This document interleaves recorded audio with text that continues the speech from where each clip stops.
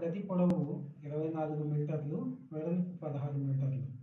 ఆ గదిలో 6 మీటర్ల పొడవు, 2 మీటర్ల వెడల్పు కలిగిన రాళ్లను ఎన్నింటిని పేర్చవచ్చు?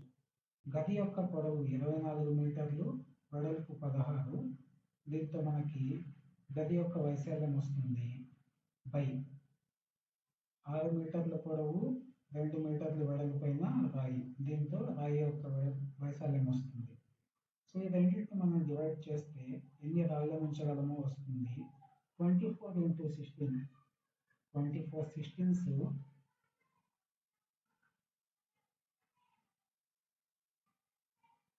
384 square meters by 6 2s 12.